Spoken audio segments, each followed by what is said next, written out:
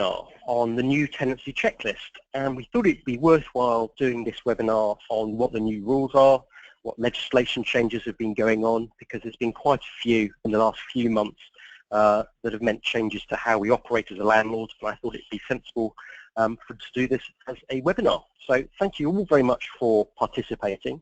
Just a couple of housekeeping rules. Hopefully you can see our screen on your computer screen clearly, and that you can hear me speaking. We won't be able to hear you, so if there's any questions or comments that you would like to make, please use the chat box on the right-hand side of your screen, and we will try and answer as many of those questions as we can at the end of the webinar. We'll also be sending a copy of this afterwards, so if there's any bits that you've missed out or you want to watch again, by all means you can do so, but maybe it makes sense to have a pen and paper or something to write things down with next to you to keep you informed of how things go.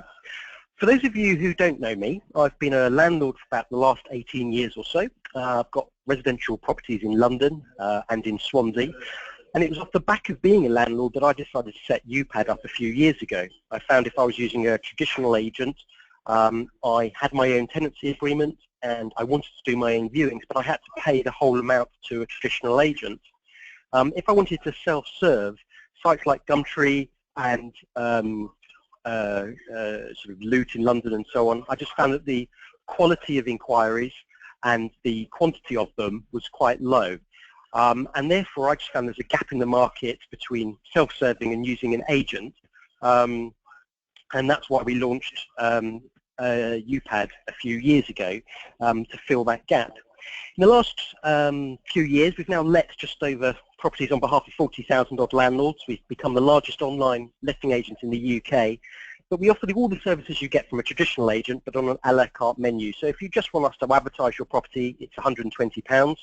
For those of you that are members of the RLA, in the magazine UKL, there's a discount code you can use to get that reduced. And we've had some fantastic reviews on Trustpilot, which is the equivalent of TripAdvisor, but for estate agents. So a lot of customers have really liked the service that we've offered. It's with great pleasure to say I'm joined today with John. John is at the Residential Landlords Association and is the Policy and Communications Manager for them. The RLA is probably the largest now, probably bigger than the NLA, I think. But John, thank you so much for giving up some of your time today. Can you hear us all right? Hi James, yes, I can hear you clearly, and thank you for the opportunity to join you. Thank you so much for joining us, and it's a real pleasure to have you with us to help answer some of these questions and ensure that we're giving out the correct advice. John and the RLA have an absolute wealth of information. I do think joining a landlord association like the RLA is really worthwhile to keep you informed of what's happening as a landlord, what your obligations are, and of course there's the other incentive that you get discounts on a variety of services, including that of UPAD. But it's a really lovely organisation. We do quite a lot of stuff with the RLA, and it's a pleasure to have you on with us today, John. What we'd like to do in the next 30 minutes is cover off the following agenda. We want to talk about smoke alarms and CO detectors. There's been some changes there for us as landlords we need to adhere to. The right to rent checks that have been talked about in the papers for about the last year and a bit. There was a pilot in the Birmingham area a while ago now, but this has been rolled out. We'll talk about what that means for us as landlords. We'll talk about Legionnaire's disease, and while we should be doing assessments for many years now, it's sort of come to the forefront a little bit in the last few months. So we'll talk about what risk assessments as landlords we should be doing. And finally, and probably the biggest bit of today's session, we'll be talking about Section 21 notices. Those are the notices you would give to a tenant if you want the property back at the end of the fixed term, to live in yourself or a family member or to sell, for example. But the processes and a few other things have changed of recent. So we'll talk about what those changes have been. Before we crack on, what I would also just point out, on the right-hand side of your screen, there is a handouts tab. And in there are a few handouts that you can download and print off if you so wish that go alongside this webinar. So please do make use of those during the course of this webinar. I think we do send them out afterwards as well, but try and take a copy of them now because I think they're quite useful. But the first thing we want to talk about just generally is the fact that the government, I think in the last couple of years, have been wanting to create a bigger, rental market, a safer rental market, and I think their intent is very much right. I don't think for certain things like mortgage interest relief and stamp duty they are going about it the right way, but I think some of these rules to do with legislation are very much about creating a safer and better rental market as it's been growing. And the first one we want to talk about is smoke alarms and CO detectors. Now, I think we all know that we have to have a smoke alarm in our rental properties. Going into a bit of the detail, you have to have one per story. It doesn't matter whether it's hardwired or battery. Clearly, if you've just renovated, hardwire it makes sense. They're not expensive, you know, they're a tenant in B&Q. But you have to have at least one per story. Where you put it doesn't matter so much, but I'd argue in the hallway, corridor makes the most amount of sense. But we also, in England, I'll come on to Scotland in a minute, but in England, we have to have a carbon monoxide detector in all rooms where there's a solid fuel appliance. I personally think that you should fit one regardless of what type of appliance you've got, just to be safe. They're not expensive. And try and locate it no more than 3 meters from where your device is. John, is there anything you'd like to add as far as smoke alarms is concerned? I think you need to be clear that if you have an HMO property, these new rules don't supersede your requirements as an HMO. The smoke detector rules for HMO are slightly different and are a bit more stringent. So this is for your general rental properties, your single lets in particular. But it is just being clear that your smoke alarm does actually work, that you test it at the start of your tenancy with your tenant, and you need to make it clear what your tenant's responsibilities are, and that they should be doing things like checking that it's still working on a regular basis and replacing the battery in the smoke alarm. Now, the one thing I just want to add to that, and be interested to see what John thinks as well, is you're absolutely correct about checking that it works before the start of the tenancy agreement. But we are moving, I think, into an era where we have to be able to prove things as a landlord that we've done the right stuff. And our obligation is to ensure the smoke alarm is working at the start of the tenancy. So just testing it 2 days before is no longer going to suffice. It's not going to cover you in court. And the best thing to do is 2 options, I think. One is either do it, as John mentioned, with your tenants in situ and get them to write down that the smoke alarm was working and get them to sign it. Or if you're having an inventory done, the idea of a third party testing it for you means should there ever be an accident in the unlikely event, you've got something that is watertight to be able to use in court, that it was working, and the third party or your tenants at least have confirmed that. John, are you aware of changing in terms of landlords becoming more having to sort of have that burden of proof to cover them in these eventualities? Well, yeah, I think across private renting now, a paper trail is becoming more and more important. As you said, it's not simply enough to have done it. You need to be able to demonstrate you've done it. And the interesting thing about the smoke alarm legislation is the legislation requires you to test it on the first day of the tenancy. So you're right, testing it 2 or 3 days or a week beforehand wouldn't cut it in terms of the actual legislation. And of course that can be quite difficult if you're a managing agent or if you're a landlord with a number of properties, particularly student landlords where you may have 5 or 6 properties, each with 5 or 6 tenants trying to get round, all starting on the same day. That could be quite a challenge. But I think the idea of being watertight and the burden of proof and the eventuality of something going wrong, that paper trail that John mentioned, I think is really important. This we'll talk about it later in terms of repairs. There's an obligation to confirm to the tenant that you've received a request for a repair within a sort of a 2-week window. You don't necessarily have to it fixed within that time, but you've got to confirm receipt of that request. And again, just over a phone call won't work if there was the unlikely event of something going wrong. But confirmation on email or over text will suffice as far as that's concerned. But that burden of proof is really, really important. Scotland has slightly stricter rules. I think it makes sense, to be fair. They insist on having a CO detector regardless of the type of appliance that you've got, which I think is right. They insist on a smoke alarm in the kitchen as well. And it's really important just to be aware that the legislation is slightly different depending on where your properties are located in the UK. I personally think it's worth following the Scottish rule and applying that in England, because these things are not expensive, and it's just an extra safety caution rather than just what legislation says. Gas checks, CP12s, obviously have been around for a while. These are annual checks that we should be doing on our gas appliances in our property. This covers the pipework, appliances and flutes, which I'm sure everybody's aware of because these have been quite common. It's really important, I think, to note two things. One is to set yourself a reminder, maybe a month before your existing one is due to expire, to get it done. And you have to provide a copy of the CP12. There's generally a couple of sheets that come with it to your tenants within 28 days of that check being done. And it's obviously good practice to hold on to it for a couple of years, but it's really important to ensure not just the boiler, but all appliances are covered off in the property on an annual basis. There's many horror stories I've heard of landlords where there's been an issue, something's gone wrong in the property, and they just simply haven't had an up-to-date CP12. So I think it's an easy thing to keep up to date with. John, are you aware of anything from your perspective? I mean, this has obviously been around for many years, but what do you hear at the RLA? Yeah, I mean, generally, with our members, compliance with gas safety checks is good. And as you say, it's not new legislation. It is an annual requirement. And again, it's about having that paper trail. So making sure your tenant gets a copy, that they either sign the copy or sign something to say they've received that copy. Nobody wants to be the landlord who ends up with a tenant seriously injured or worse as a result of having failed to do what is a fairly basic check. Yeah, I think it's become very standard. It's just being aware of the legislation about what you should be doing when you get these checks done, and make sure you've always got the new one overlapping the existing one.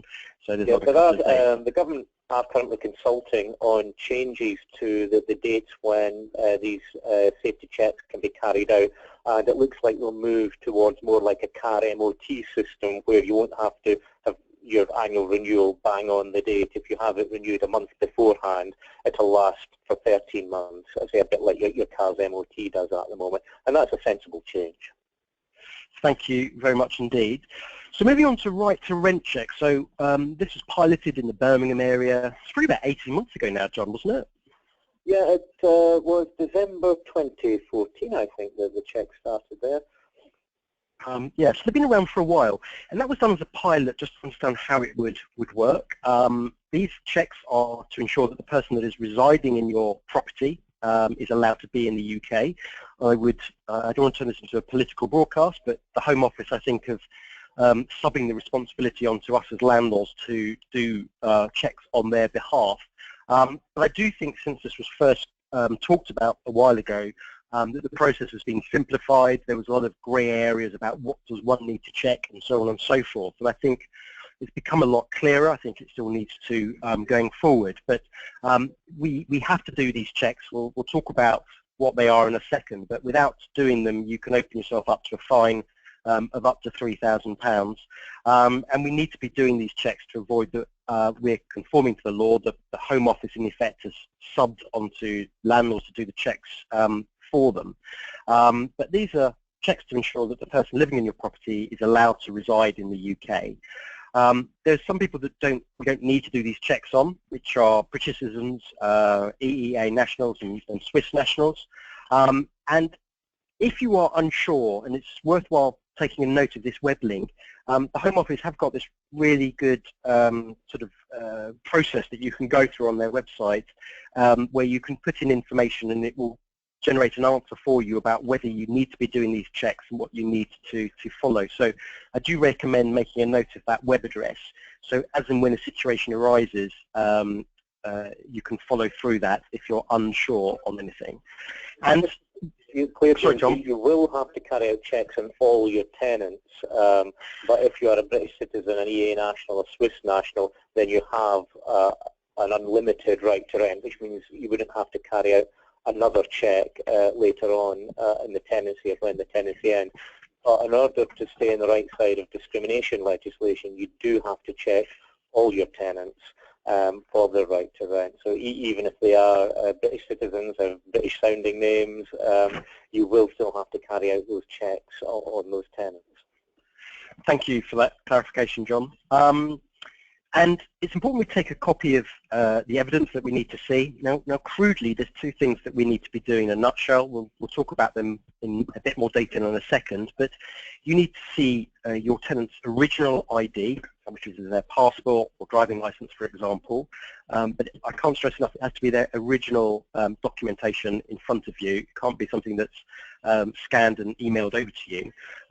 But you can meet your tenant online, as it were, through Skype or FaceTime, for example, but the ID has to be live in front of you, the original form of it, and it's just recommended to take a copy of that, whether it's digitally on your phone or photocopying it, so you have a record. Those people that are excluded from this are those where there is already an existing tenancy in play, but that's on the proviso that the tenants on there are the same people, hasn't changed, and there hasn't been a break clause of 2 or 3 months, for example.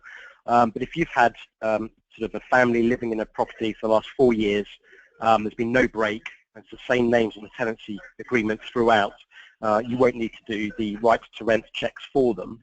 And there's a few exceptions where you don't need to do these checks. There is a longer list, but the key ones I've put up in front of you, where accommodation is provided by an employer, or it's holiday lets, for example. So it's not every single type. Again, using that government website link I put up earlier will be useful just to get clarification if you're unsure of everything. But it's a question of seeing the ID of your tenants in its original capacity, take a copy for them, and just store them and match up. And the other thing I want to put up is the Home Office helpline number, which I think is just really useful. If ever you get stuck or you're unsure, make a note of this number so you can go to the source, the Home Office, in terms of any queries you may have, rather than just Googling it, which can work against you, I think, in this particular space. John, is there anything we've missed out there that you'd like to add, or anything from the political side that you're aware of that's worth sharing? Just to be clear, that it is a very document-driven process, so you do need to see those original documents. On the government website, you'll see a list of documents that where you only require one document, and again, it must be the original document. There's a further list where you would require, if they can't provide a document from the first list, then they would require 2 documents from the second list, and that would give someone an unlimited right to rent, which is a one-off check. You wouldn't need to check again for the lifetime of that tenancy. If they can't provide documents from those lists, you then come into people who have a time-limited right to rent. That's people who are in the country on a temporary basis, either to study or to work. And with those people, you will need to carry out a follow-up check when their right to be in the country expires, or within a year of the first check, whichever is longest. And there are now tougher penalties in place as well for people who persistently flout the right to rent legislation and who house illegal immigrants. You can now face a jail term of up to 5 years for persistent offenders. So the government have toughened up the law. It is important that landlords protect themselves both from the fines and the possibility of a jail sentence by carrying out these checks, and again, keeping that evidence that the checks have been done. Nothing to do with the Home Office, with not having the resources or the personnel to keep our borders safe. That's another conversation. Your ideas about how burdensome these checks are for both landlords and for tenants, and how difficult it's making securing private rented accommodation for people who don't have those easy to identify documents.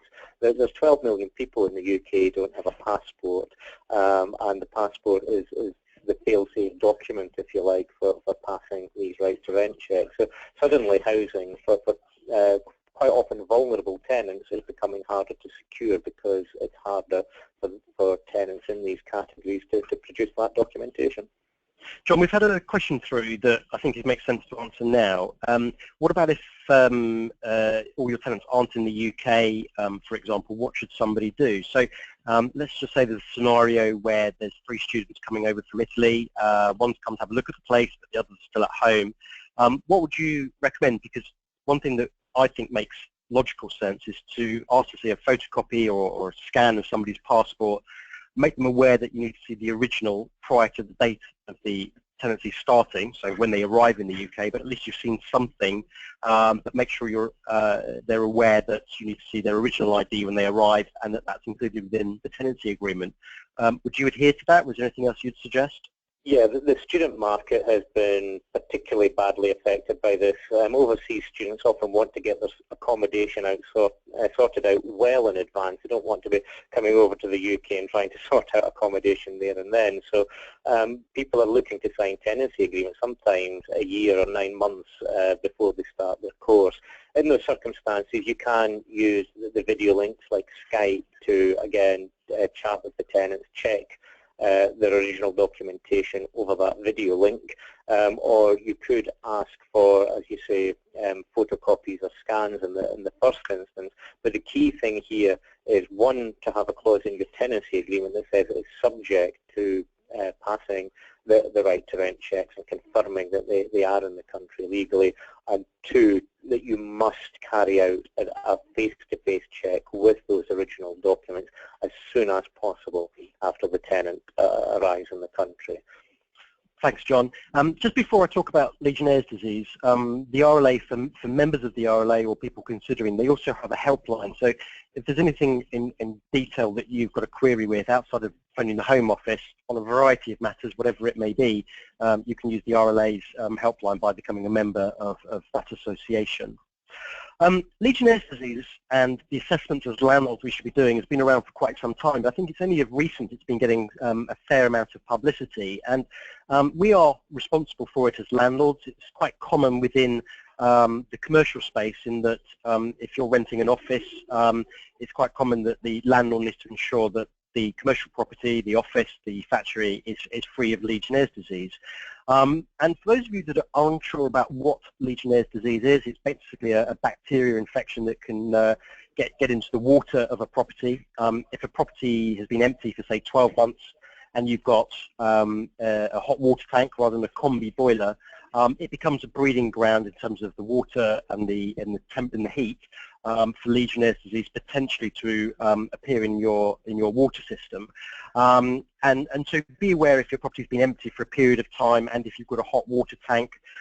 We have a responsibility for the health and safety of our tenants, and whilst it requires a competent person to do the risk assessment, there's some courses you can go on.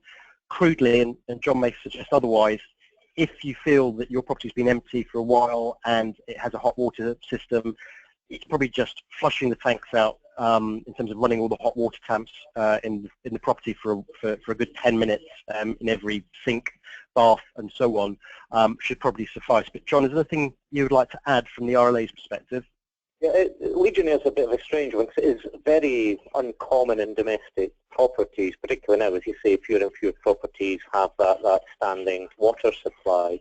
So the real risk comes from still water in a particular temperature range. So you're right, it's really important to ensure that systems are flushed through. It can lurk in the tank storage, it can lurk in things like shower heads and taps. So you want to make sure the system's flushed through. You want to probably thoroughly clean your shower heads and taps if there's been a void period of any particular type. There is guidance available both from the RLA and from the Health and Safety Executive. The other common area where Legionnaires can be a problem is actually cooling systems and air conditioning. Not a huge problem in residential properties in the UK typically. I'm not aware of a huge demand for air conditioning, but if you do have properties with air conditioning units as well, that is another risk, and that's probably a more specialised area where you maybe would want to get a professional in to carry out the assessment there. Thanks, John. Really appreciate that. So Section 21, as we mentioned at the beginning, have changed quite a bit. There's probably the most amount of changes here. So do have a pen and paper to hand to write some of this down. But you would use a Section 21 for getting possession of your property back at the end of the fixed term, whether that's the 6 or the 12-month period that the tenancy agreement ran from, and that's the purpose of it. Whether this is for you to reside in or a family member, or if you wanted to sell the property, this is when you would use a Section 21. Section 8 are what you use if there's been rent arrears to evict your tenants, but Section 21 has changed quite dramatically in the last few months. And there was a new format to them that came into play in October 15 for new tenancy agreements. So anybody that did a new tenancy, not going periodic after an existing one has rolled into after the end of the fixed term, but for any new tenancies since October 15, we have to be using the new format. Now, in the handout section on the right-hand side of your screen, you'll be able to download the new format, but do keep hold of your old one, because depending on if you've had a tenancy running for the last 4 years, it would be the old one that you would want to be using. And what I've just put in red there is just to be aware that you can use the new format for older tenancies, and I think from October 18, it'll be the new format that is used across the board. John, have I got that right, or have I said anything incorrect there? Yeah, if you've got a pre-1st of October 15 tenancy that's gone periodic, then yes, you can use the old forms and the old system. For tenancies that started on or after the 1st of October 2015, you must use the new prescribed form. But also, if you had a fixed-term AST and you renew that on another fixed-term AST after the 1st of October 2015, again, you would be required to use the new prescribed form. And this will apply to all tenancies from next year, as you say, from the 1st of October 2018. This will apply across the board. And there are, as we'll come on to, some real differences between how and when you can use Section 21 notice. And I'm right that this still doesn't apply to Wales. There's talk of them being included or what have you, but at the moment Wales is still excluded from these changes here. Is that right? It is, yeah. There's provision within the Renting Homes Act to adopt these provisions in Wales, and we're still waiting to hear from the Welsh Government about their implementation date. So at the moment, it's the old system, old form in Wales, but it will change at some point over the next 18 months. Great. Thank you very much indeed. Now, these changes fall into two categories. The first is there's a new time frame for issuing a Section 21, and the second relates from a process to showing evidence when you are wanting to issue one. Now, the first one, it used to be the case that when you issued a new tenancy agreement to your tenants, at the same time, if you wanted to, you could also attach a Section 21 just for completeness in case you forgot, for example, and all the way through up to 2 months before the end of the fixed term. That's how it used to be. But now the key changes are from the time frame perspective, is that it can't be served during the first 4 months of a tenancy agreement. Now, this is really important because it invalidates it if you issue prior to that. But also, if you've got a 6-month AST, you've got to be right on the money, as it were, in that if you do want to get possession at the end of 6 months, because it's a 2-month notice period, you've got to literally issue it on exactly the end of month 4 in order to ensure you're conforming to what's happening.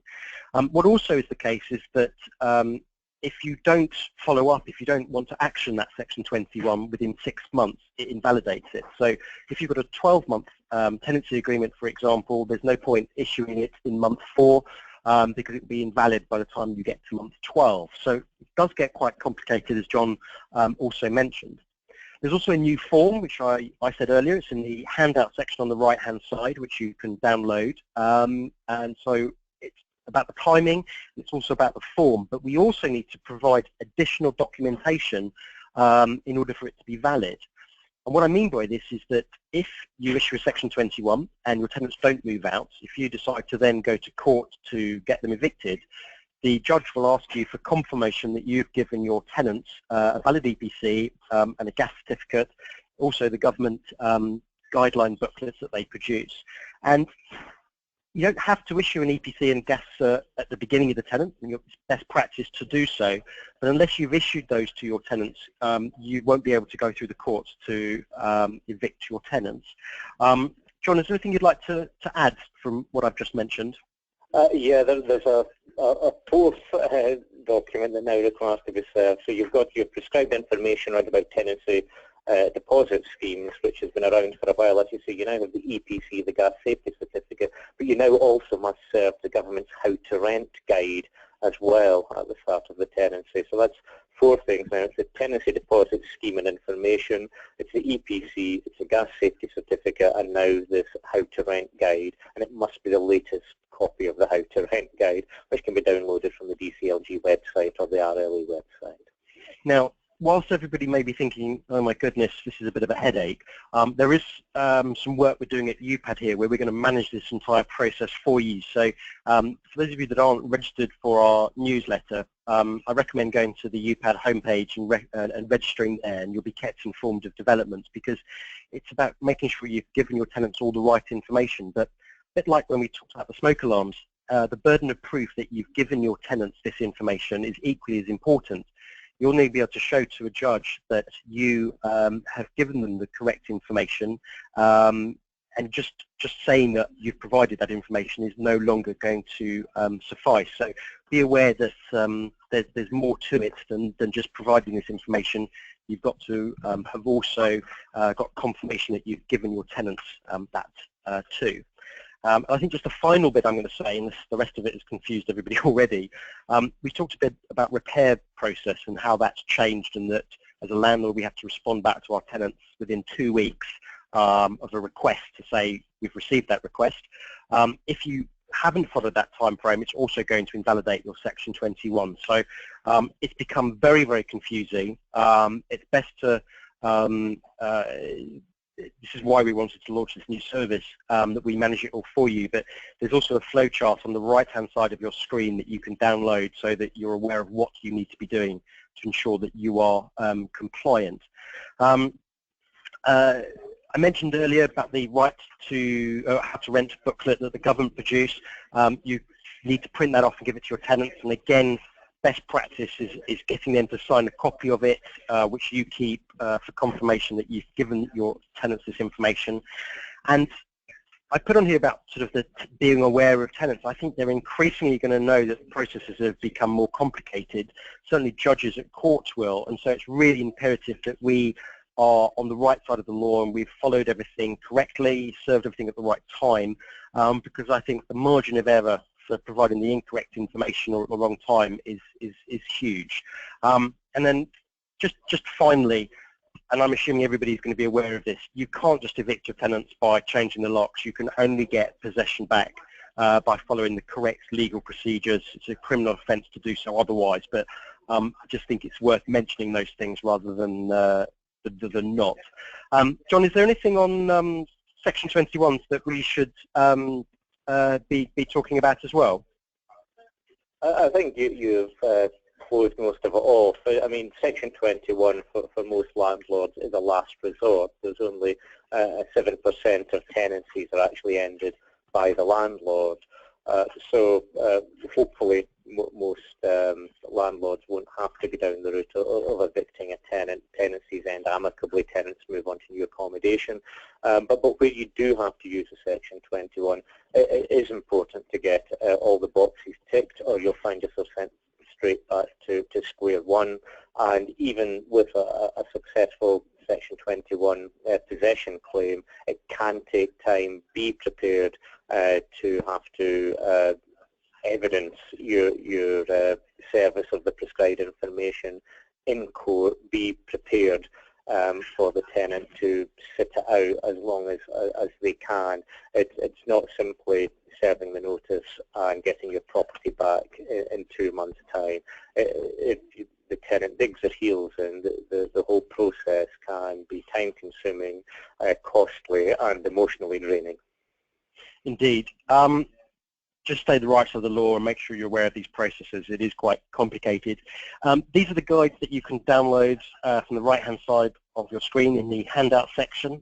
We will be sending copies afterwards if for some reason you are having an issue downloading them. But there's quite useful information there that is worth saving on your computer for as and when these things come up. We will be doing another webinar on finance. So clearly the mortgage market has changed quite dramatically in the last few months too. There's been a huge amount of changes on what loan to values are out there, revenue multiples, or rental multiples, and the pay rate. So we'll be talking about that on the 7th of March. You can register on that web link in front of you, and you can follow us through a variety of social media channels if that takes your fancy. I'll be joined by somebody called Monty at Corico for that webinar, and he has a wealth of information. He runs, I think it's the largest independent mortgage brokers in the UK. So do tune into that if you are looking at finance or wanting to know what to do in the coming years. We've got time for some questions. Thank you so much for all of those that have been submitted. It's really appreciated. If anybody else would like to send any questions through, please use the chat box on the right-hand side of your screen, and we'll try and get as many done as we can in the next 10 minutes or so. John, if I can throw this one your way, if it's okay, there's been a question through about what happens if somebody's looking to renew their tenancy agreement, which started before October 15, and I'm assuming this landlord doesn't want it just to go periodic. It's about a new tenancy agreement. Clearly we can choose which way we want to do it. What are the key steps, just to probably sort of summarise, I suppose, what we've gone through, that landlord needs to be doing in today's marketplace? Yeah, well, you need to be comfortable that you want to renew the tenancy in the first instance. So obviously, you know, if you've been carrying out perhaps quarterly inspections, the rent's being paid, the property's being looked after, if you, in those circumstances, you generally will be happy to renew. And if you don't want, or the tenant doesn't want a statutory periodic tenancy, increasingly, for example, local authorities with benefit tenants are demanding new tenancies in order to pay benefits, as opposed to simply a periodic tenancy with a tenancy agreement that's perhaps 1, 2 or 3 years old. So you need to be comfortable you want to renew, but presuming that you want to renew and you don't want to simply move to a month-to-month periodic tenancy, again, you'd have to consider whether you're looking at a rent increase. You'd have to see whether there's going to be any changes to the tenancy ahead of signing a new agreement. In the simplest forms, you'd simply update the tenancy agreement that you had previously to reflect any changes in circumstances of the property of the tenant or of rent levels. And if the tenant's happy to sign, you can simply go ahead, but you do need to be aware that in signing that new tenancy, you will be bringing your tenancy into line with the new Section 21 process that we just outlined. That's probably less of an issue now that we're only 18 months away from those rules applying across the board anyway, but that's a big change between simply allowing that tenancy to go periodic or signing to a new AST. Is you will be subject to those new Section 21 arrangements. And of course, it might be that if you're particularly happy with the tenant, you may want to look at a longer-term tenancy agreement. The government are very keen to encourage landlords to offer longer-term tenancies, and perhaps on renewal after 6 months or a year. And if your tenant is looking to remain longer-term, you might want to look at issuing a longer AST in this instance. Thank you. We've had a variety of questions all on a very similar sort of matter in terms of serving documentation to your tenants, and it does come up quite frequently. I don't know whether you get it at the RLA quite a bit, but yeah. What's the best way of doing it, whether it's by hand, registered post, normal post, or what have you?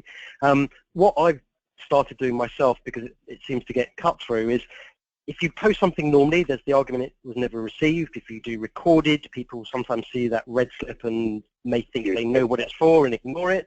And I've gone down the route of hand delivering, but taking somebody with me and taking a photograph on their phone, which is date stamped, of me physically putting the letter through that letterbox.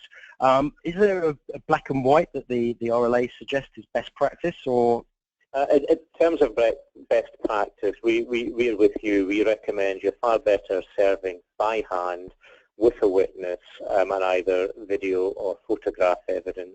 And again, if you're putting the form through the door, probably don't put it in an envelope, but put it perhaps in a plastic wallet so you can see exactly what's being put through the door.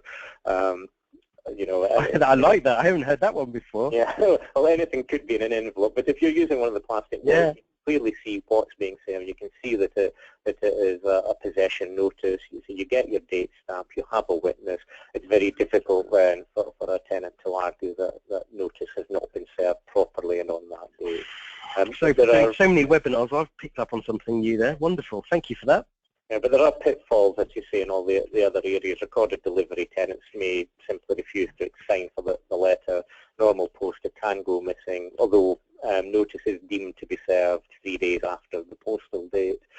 Email is something that is increasingly happening, but again, there can always be arguments over whether the email has been received or read or understood. And actually, we even had a landlord recently text a Section 21 notice to the tenant. Again, it's not something we would recommend. There's always one. There's always one. There's been a couple of questions also on similar subjects in terms of how can I ensure that my letting agent has done all of this for me? It just seems to scare me. How can I make sure they've done all of these checks? Now, as I understand it, with things like right to rent, for example, the obligation falls upon the landlord to do these checks unless they've put in writing to their letting agent and they've got confirmation back that the letting agent has confirmed they're going to do those checks. But am I right that this basically falls on us as landlords, which we may be able to request our agents to do for us? Is that right or incorrect? Yeah, with the right to rent checks, the legislation is quite specific. There must be a written agreement in place between the landlord and a third party, usually a letting agent, to carry out these checks. If there's no written agreement in place, then by default it is the landlord responsibility. And if the landlord has just assumed that the agent is going to carry out the checks, or it's an implied term within the contract and something goes wrong, that will rebound back to the landlord. So if you are expecting your agent to do the right to rent checks, make sure you do have that written agreement. And of course, there's other ways to ensure that your agent is reputable. Always ask to see the redress scheme which they're a member of, and you should always ask for evidence that they have client money protection, and ideally you'd want to see them be a member of a national association as well. Yeah, all useful kite marks to be looking for there. John, one question we've had relates to lodgers, and do the same rules apply there, or is this just when you've let a property on an AST and the whole property? Yeah, lodgers are a very different case. With a lodger, they're living in your own property and you have given them a license to reside in that property. It's not an AST, it's not the same process that you have to go through, there's not the same rigour. That you have a license agreement with the lodger that sets out the terms of occupation of the property. It will generally set out the notice that you will give the lodger, and there's a lot more flexibility in there. You don't require a Section 21 notice to remove a lodger. You simply need to give reasonable notice, and the terms of which they occupy the room within your property will be set out in a license agreement. And again, they don't have exclusive use of the property. So it is a very different set of circumstances, and in many ways it's a lot simpler if you have a lodger and you do need the room back, or you do need to remove them from the property for whatever reason. Great. Thank you, John. I think we've got time for one more question, and that is to do with gas certificates and EPCs, and whether sending a photocopy will suffice, or whether you have to send the original. Now, when you get a CP12, a gas certificate done, there's normally a couple of copies that come with it, one for the letting agent, one for the tenant, one for the landlord. So it shouldn't be necessary to photocopy one of them.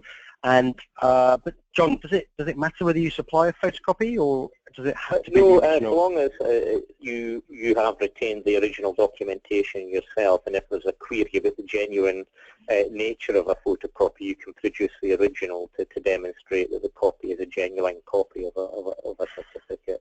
That should suffice. But in terms of giving these documents to your tenants, copies are quite acceptable. But don't simply leave your gas engineer to leave it in the kitchen table or the hall table for your tenants to pick up. Again, we come back to this paper trail. If you are giving a copy to your tenants, make sure that you have some evidence that they have received it, some sort of acknowledgement, or indeed signing the copy itself.